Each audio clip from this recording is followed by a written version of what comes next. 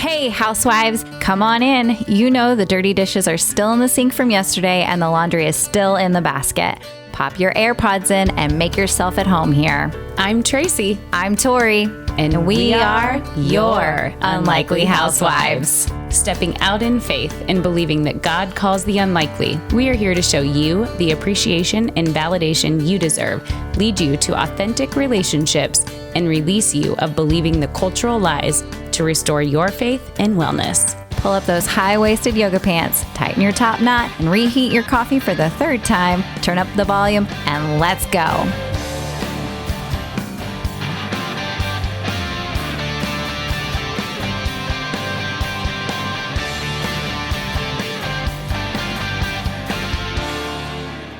Hey, housewives, welcome back. Hey, housewives, welcome.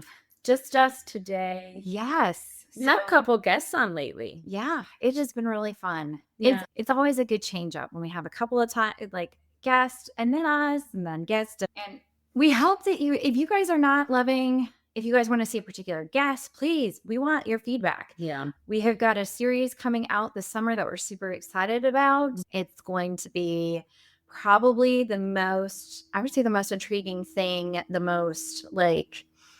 it's going to be, it's going to be thought-provoking, heart-tugging. That's a good one. There's a lot of things that we're going to discuss. So I'm very excited about that. And so we started to record some of those episodes and you guys are it's going to be really good. And I think it's going to be great resources for people. Absolutely. Yep. So all that being said, what are we talking about today? So this was something that I forget the situation that sparked it. But it was something I was either talking to you about it or I was talking to somebody else about it, obviously, or I was talking to myself and I could have been very well been that. I mean, that is part of being an only child. It is part of being the only child. It's just scary when I answer back. So I wanted to discuss birth order, like the personality stereotypes. Now, you've got 4 kids. I have 2 kids. You also have a brother who's older. Okay, older. How many years? 3. 3. Okay. And I'm an only child. And I'll say from Andrew's standpoint, he's the baby. His brother is 6 years older. His sister's 4 years older. And so I kind of wanted to discuss the dynamics of this because the stereotypes, everybody has their own opinion. Like you can find a study that says, oh, these stereotypes are absolutely, myths and they're not true at all.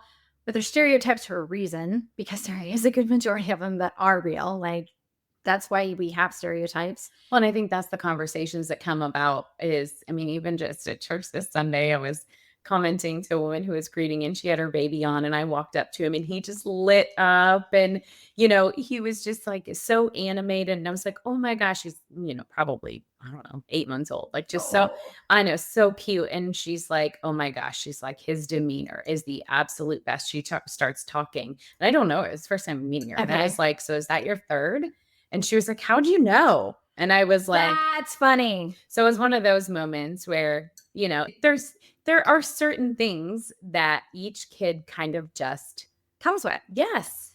But the other thing too is I want to talk about because I don't think my kids match the stereotypes, which is crazy. Okay. So let's start with saying what just kind of the basic stereotypes are. All right. So firstborn stereotype, natural leader, ambitious, responsible.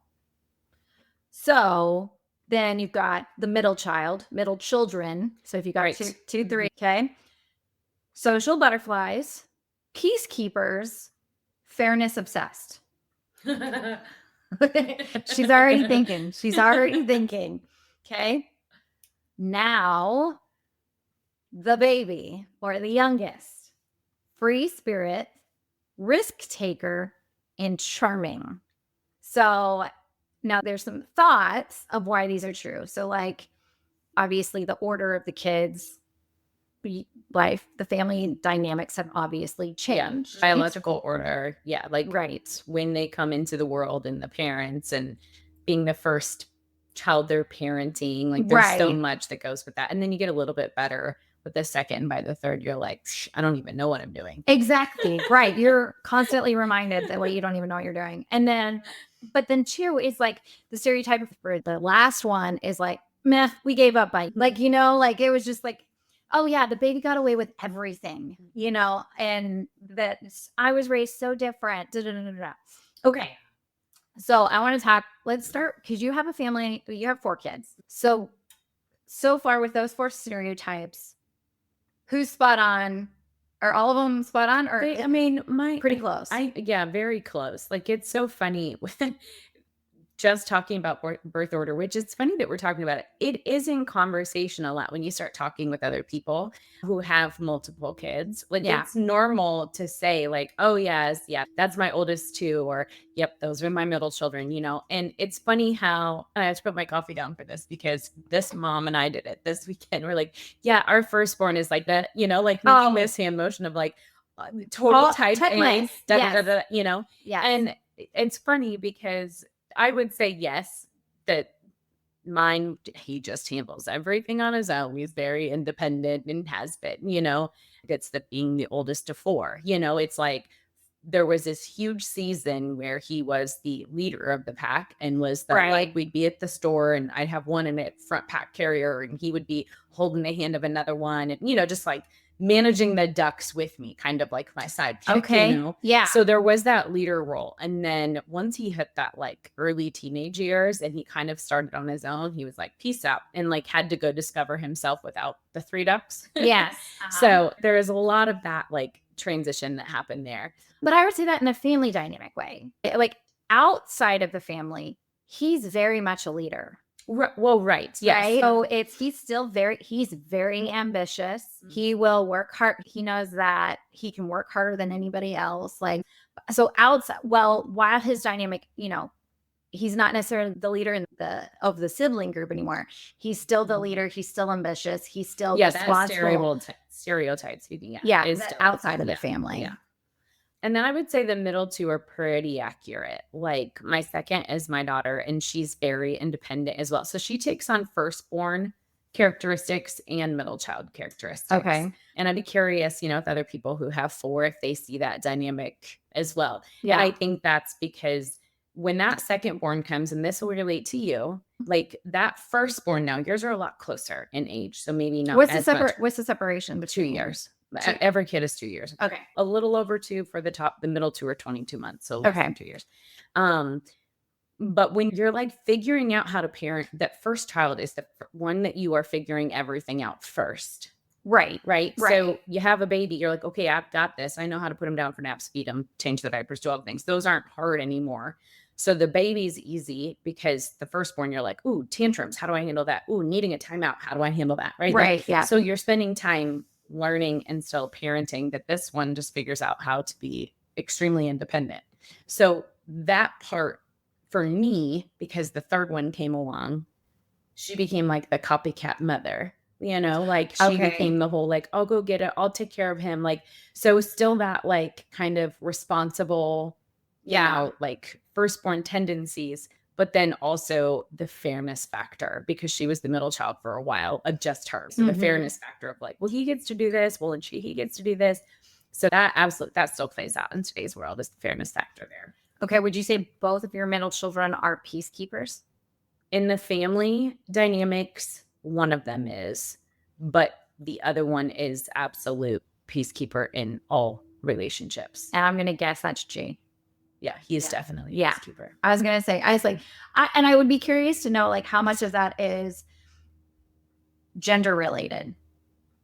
Like, because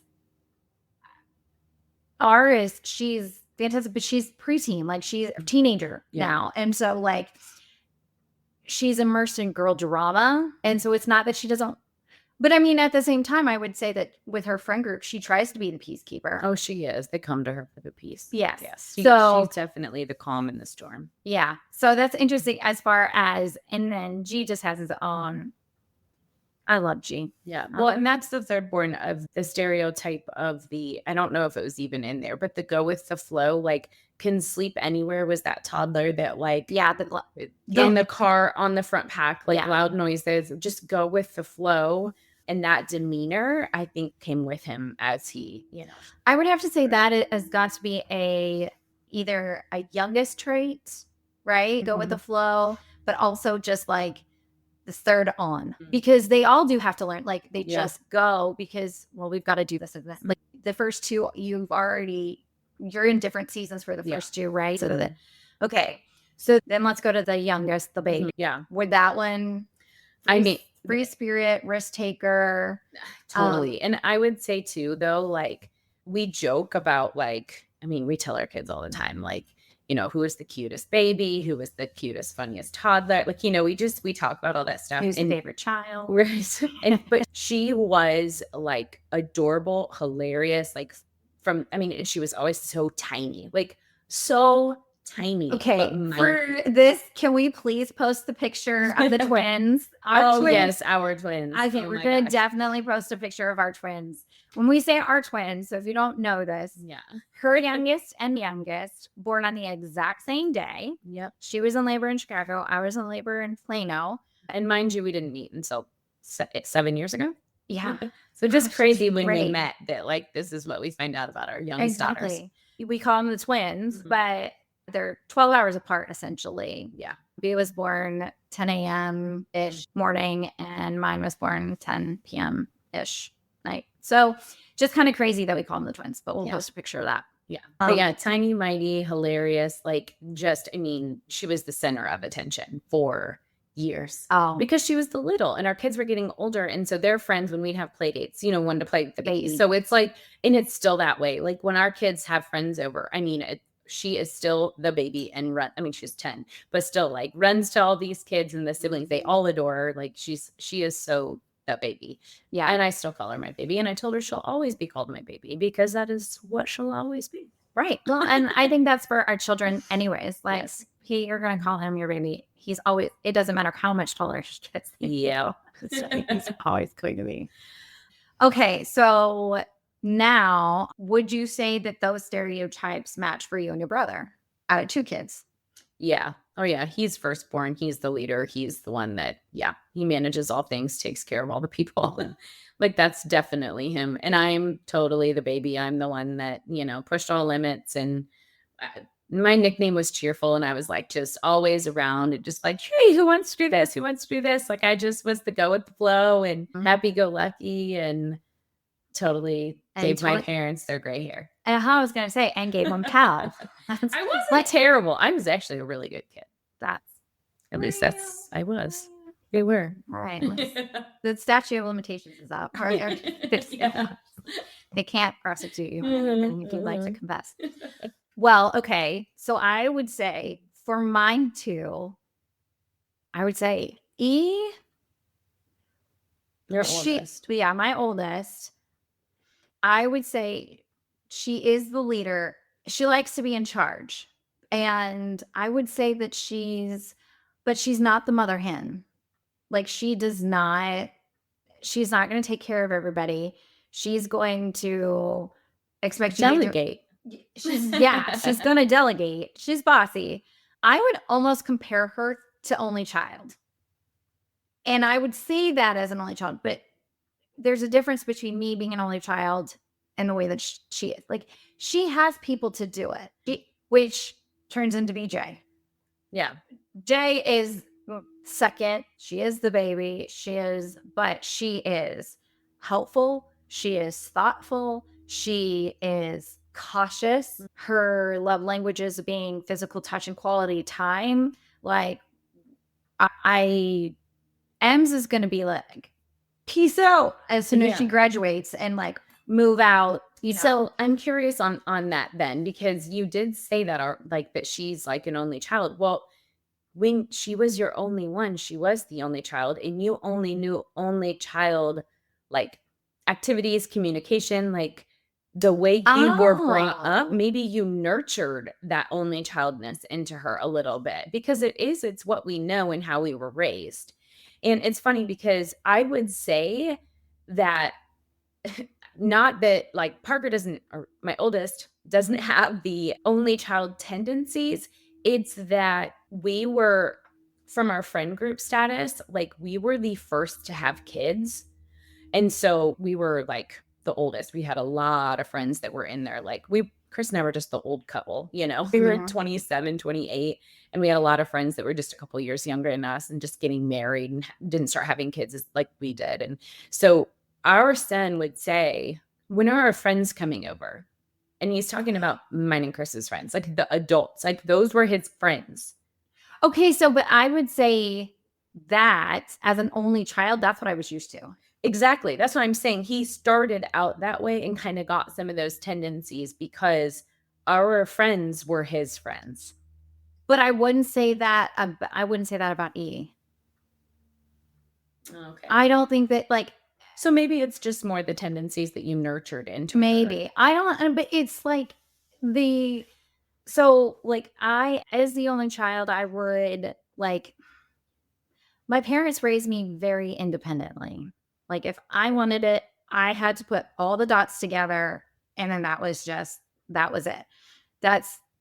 I mean, it was, and I think I've said this before, I've shared the story, is like if I wanted to go to the movies with my friends as a preteen, it was okay, check the newspaper for all your movie times, and then call to find out how long the movie is.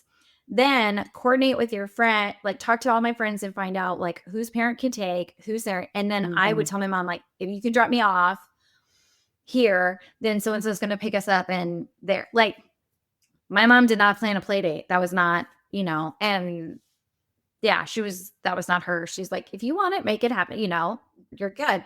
It was also like go ask the coach yourself or go talk to the teachers. That was stuff that she put on me. And again, I mean, as a kid, it was just, and I would say that on the friends aspect, I was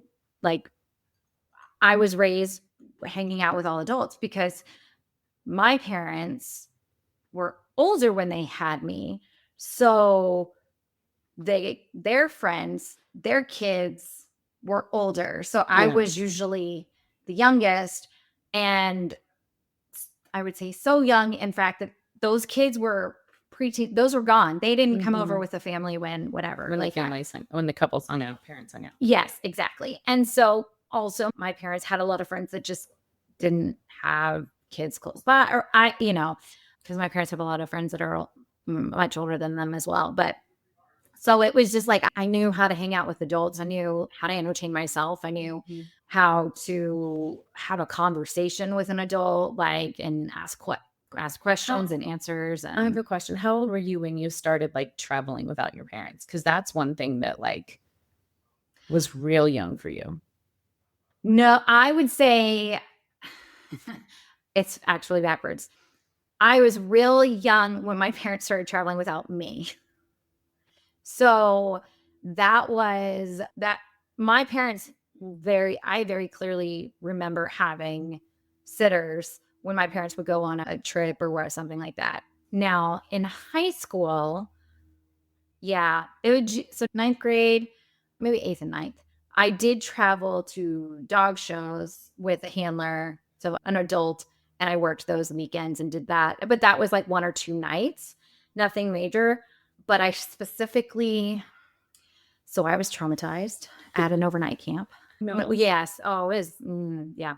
Overnight. One, I didn't like sleepovers. 2, the Camp El Har. I don't know that it still exists, but it was my first overnight camp. It was the summer before 5th grade, and it was like 7 nights. Like it was one of those. Yes, it was. And so I had done the day camp for years, and Jess and I were going to do the night camp. This was the first time, and her stepbrother was doing the day camp, and tears. I mean, on the bus right there was tears. I was just, I regretted it as soon as that, And I remember because our counselors all had fun names. Her name was Barfield. And I would cry every single night, and I would write letters. So a letter, children, is, or Gen Z's, is a piece of paper that you wrap up and put in the mail, put a stamp on it, and stamps cost money and all the thing. It's not as quick as a text. And so I mailed my parents' letter. I remember circling tears on my letters. Yeah. And just saying tear, but crying. And my mom would call the counselor and check like on me every day. Like my parents would send me, because you're gone long enough to where like you get letters in the mail and you get boxes of stuff like that. Yeah. And it was that late the time. I remember passing notes to Jess's stepbrother during the day when we would see him at day camp and tell him to bring it back to like, I was passing notes out of prison. Like, yeah, no, not kidding at all. Oh, and he would take him back to his parents, which, parents, yes. yeah. And then Robin would read them to my mom. My mom will say that she goes every day. She goes, I wanted to go and pick you up. And it was like an hour and a half from my home. But she didn't pick you up and she made you do hard things. Right. Well, no, she didn't pick me up. My dad made her do hard things because my dad said no. Yeah. He's like, no, we're not doing it. She's fine. She said, because the thing about that is she remembers doing the same thing with her mom at overnight camp. She could totally feel all the emotions like that I was feeling. Yeah. And so that's so true. Mama's feeling what their kids are feeling. Exactly. And so anyways, but they didn't pick me up. And then 5th grade, we had a 5th grade class trip. This was to Camp Classen. And I was like, I'm not going. And my parents like, you should go. It's not as long. It's only 4 nights. It's not like, and granted, parents were the chaperones. Love my mom. She didn't volunteer to be a chaperone, just like I don't volunteer for field trips. Yes. Overnight camps. No, I'm past my sleeping in a bunk days. So they convinced me to do it. And first 2 nights, I remember the mom on the Wednesday night, she had a cell phone and I could call my parents because then there was only 2 nights left. And that Thursday and Friday were the best days of camp because I was like, that's it. I'm almost done. Like it was doable. It was doable. So the story goes is that when somebody asked me like, why do you not like these camps or, overnight camps or whatever? And I just turn to them and I say, I just like my parents better than other children do. Oh my gosh, that is so classic. Is that not? You're like, well, that's at least what I'm telling myself, right? Right. I mean, as a kid, but I was like, I'd rather hang out with my parents and it's fine. Now, granted, there's such a short period of time as a kid because I wasn't 13 when I said that. Yeah, no, definitely not. But I was not so I didn't do overnight camps until I was I think a sophomore, either a freshman going into sophomore year or sophomore going to junior year. And the next overnight camp I did was 2 weeks, which was crazy. And it was in Canyon, Texas, which is about 8 hours away. And I had to take a plane there and stay there for 2 weeks. And the first time it was hard. It was touch and go that first week, but it was a theater camp. That explains everything, right?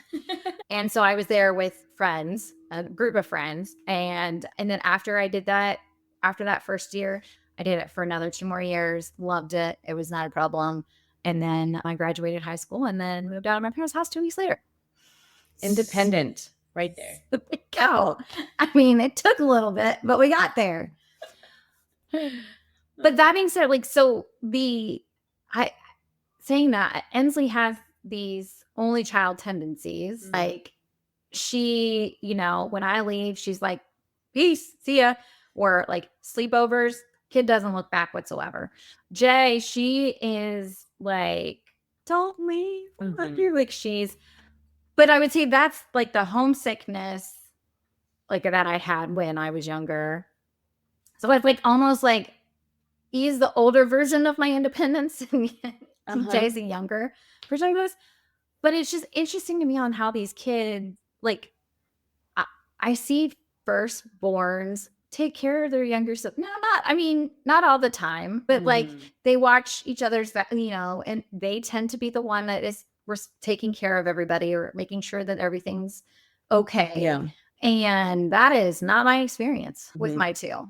Well, and I mean, that's why we're saying it's obviously stereotypes, because these kids are born with obviously their own characteristics. And then there's others that are instilled to them just by the like dynamics, family, even community culture, even like our friends and their kids, Yeah. ages, like growing them up together. Like, And parent personality types, oh, yeah. right? Like, Yeah, we're still trying to figure that out because my husband and I are really loud and really like social, and we're creating and again, we're not creating it.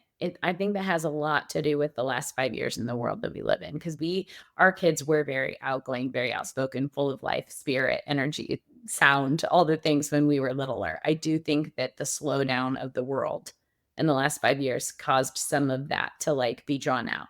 okay. Being home and being more reserved, and like there's blessings in it because like my kids love to be home and I love that. Yeah. But I also am like, didn't see that coming. Really thought you were going to be the one that out of the house and your homework, Yeah, that is interesting. I mean, because you had kids in middle school, right? First one was, yeah. First one was in middle school and then upper elementary. And then E was finishing kindergarten. Yeah. And so like the socialness of that, that's interesting too. But also that I heard, isn't it funny that like our snippets of knowledge come from reels and other things like that? Like, I don't even know who this guy was, so he might be out just speaking out of his butt. But he was saying that no child is raised by the same parents. Okay. Totally. We're growing and changing. Exactly. And our jobs are changing and our personalities are changing. And oh my gosh, our hormones are changing. Oh, I didn't like this totally was like, holy cow. Like the aspects of like, oh my gosh, because it is right. It's like when your first child is born, your marriage is in this circumstance, and it very well may be in a different circumstance. What's your quality of life? Like, are you living paycheck? And maybe for the second kid, you're living above and beyond, because you have more disposable income, or, aging grandparents. Do they have grandparents impacting that? Or like, have they seen their parents grieve? I mean, it was just mind-boggling to think of that. Like how I was like, oh my gosh, it's so great. And I think that's kind of funny that you actually say that, because we talk about it all the time. I'm like, I love learning. Like that's, just a part of how I've always been. And it's that learning and growing part that like, just because we're getting older doesn't mean it stops. Like we're all changing, growing, and learning. We're not the same people that we used to be, and that's okay. And that's okay. And neither are our kids. Like they're constantly changing and growing, which I think is also like the really cool part. Is it's like, hey, this is just where we're at right now. But in 5-10 years, you're going to be a totally different human. Right. And I think that's something that we don't give grace to. Yeah. Do you think that's like, and maybe grace to ourselves? Like we also realize like, we tell ourselves that our kids are raised by the exact same two parents, that they're like, how are they so different if we have, the prodigal child and then the angel? Like, because they get to choose. They get to choose. Free will. Yes. But at the same time, it's like, how does the pastor's kid, like you have one that's the absolute saint and goes the route of continuing into ministry, and then you have the other one that completely defects and is like, out. I'm like, I don't want anything to do. I think it's just fascinating how like all these little dynamics, like we want it to be something we can control, or we, when we have a second kid, when you have more than one kid, you have the expectations of first kid, you have no expectations whatsoever. I think I didn't. For the record, the first I ever changed was E's. I had a lot of expectations. And I think that was probably actually my downfall. I was like, this is going to be like easy. And you had the mothering. Yes, the nurturing. Like, yeah. And then you're like, what the heck? Why is it so hard? Yeah. Yeah. There is a picture, and I will post it. So remind me to do that. Me in the hospital holding E. We were checking out of the hospital. I was getting discharged. And it is the deer in headlights look like, oh my God, they're letting me take home this tiny little baby that I'm supposed to keep in. And the other thing too was for me, like a stay-at-home mom was not my long-term vision. Like I did not think I was going to be a stay-at-home mom. That was something that was not on my bingo card for Tori's adult life. But it was just, yeah, it was, but you have all these. And then the second kid, the first kid's got to be, do I say good enough? Like to want another one. I remember traumatized enough. I remember like, and again, that's funny because our oldest didn't sleep through the night till 14 months. And I remember, yeah, I'm not doing this again. Like I wanted a big family. And we both were like, my husband, like, okay, we're just going to have to, let's just get a good night's sleep. And then it was like a month of sleeping. And I was like, let's do that again. Like, you just forget. I would say for us, I knew I'm an only child. I knew I wanted to. And because. So, okay, why? Why did you want to? Because your experience was that you didn't like being alone? No, I loved being an only child.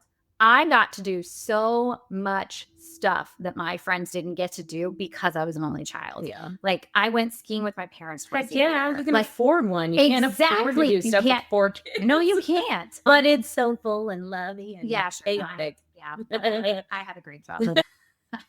You speak to all 4 of mine and they'll say, yeah, I wish I was an only child because we can't do this, we can't do that. Yeah. Whatever. Down the road, they're going to love it. Dude, I wasn't in club sports. That's where your vacation went, kids. So I wanted to, and this is funny because when Andrew and I started dating, one of his best friends, they're about 15 years older. He was 15 years older than Andrew. And so he was already married. They already had kids. And this guy's kids were 15 months apart. And because Andrew and I were married 5 years before we had kids. I remember being married, spending a lot of time with this family, spending a lot of time with those kids. I love them. They're very responsible. They're great. But they were thick as thieves. Like they were only 1 grade apart, a boy and a girl. The girl was mother hen. She kept her little brother in line and stuff like that. But like he went to prom with one of her friends and stuff like that. So, I mean, I saw then and I was like that if you want to have more than 1 kid, because Andrew did. And I was like, I want them close together. Now, that being said, when you have a 6-month-old and like, you're doing the math and you're like, oh crap, that means I have to get pregnant now. Again, the not sleeping part, you're like, I'm not doing this. No, there's no way. It's not, you can't. And you have no reference. You're not like, it's okay. 9 months from now, they'll be older and I'll be in a different stage because you don't know what that stage will be when you are coming from nothing. And so God lovingly enough, when we started talking about, I was like, no, we were not going to do this close together. And then Andrew and I he had earned a work trip to Hawaii, and I was thankful enough that we were able to go. My in-laws stayed with E at home. She was 7 months old. And that is, I don't know if you're aware, from Dallas, it's an 8-hour flight. And I was pumping. So every 4 hours throughout my vacation to Hawaii, I was pumping. I was waking up at 2:00 in the morning to pump because my goal was to breastfeed for an entire year. And so I'm doing this. And the whole time I'm doing this, like, it's less and less milk. And I was doing this because I knew, I have to keep the production. And I was just pumping and dumping and whatever. It's not, knowing it wasn't going to go to her or whatever. But I just felt this overwhelming. Come to find out, the reason that I was not producing as much milk was because I was already pregnant, came home from Hawaii and found out I was pregnant with Jules. And that was like, oh God, that's jokes on me because I said, no, thank you. I said, I'll take care of this for you. And so just so you know, Plum Gray doesn't work. Oh shit. And it's a lie that if you're breastfeeding that you can't get pregnant. No, you can't. So just for our young moms out there, just wanted to share that with you. So I want to end on that. Well, there you go. There's our birth order. Birth order. So that is, oh gosh, this is good. This is fun. I had the best time doing this. I think I challenge myself every single episode to have an oh shit moment. Yep, it works. It works. Yep. And I hope y'all are highly entertained by it. So, I do want to say this. Just if you have one child and you only want one child, or God blesses you with one child and, you may want more, but that doesn't come to fruition, it is okay. I want to encourage you with that. It is absolutely okay. Having one child, being an only child, again, I loved being an only child. I was prepared more for life, more than my counterparts and peers were in high school. I knew how to, I was a lot more independent. I got to experience things with my parents that my friends, like you said, when you have 4 kids, you can't necessarily afford. I had quality time with my parents. I spoiled, yes, probably, but I'm also a girl and a daddy's girl at that. So there is that. So you do have that balance, but I don't want you to, because I know it gets, when are you going to have another one? Yeah. Like that.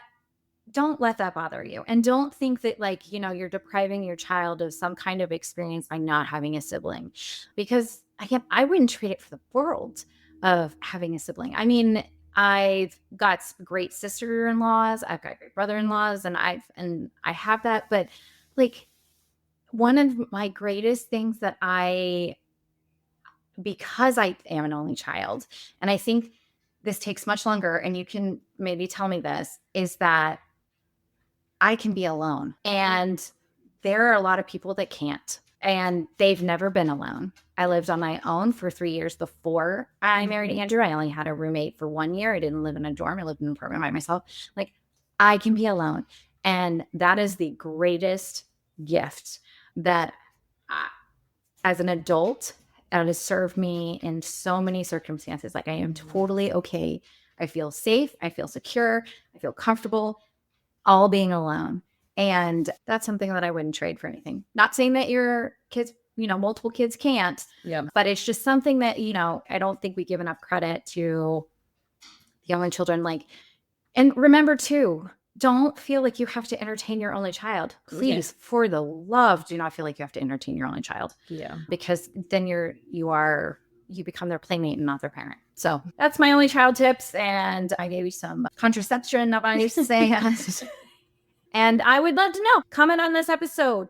Send us a message. Send us a DM. Are your kids the stereotype birth order? Or, do you find that, are you having challenges with an only child? Or what else did we discuss that they could comment? We would love to know your feedback if this is true for you. Family dynamics, culture, socially, everybody has a different perspective. But I think when it comes to the conversations having with people, it's very common. There's so many commonalities between. Yeah. And your kids are unique, and God made them that way. Yes. So that being said, we'll finish this. Thanks so much, housewives, and have a great week. Until next time. Bye. Whether we made you laugh or cry today, we pray you feel appreciated, bolder and braver than yesterday, stronger and more faithful for tomorrow, and living in who you were made to be today. Join our online community on Facebook, link in the show notes, and be sure to review and subscribe on Apple Podcasts or wherever you enjoy listening. Until next time, housewives, we give you permission to walk confidently, free, and to be intentional in your slippers or stilettos.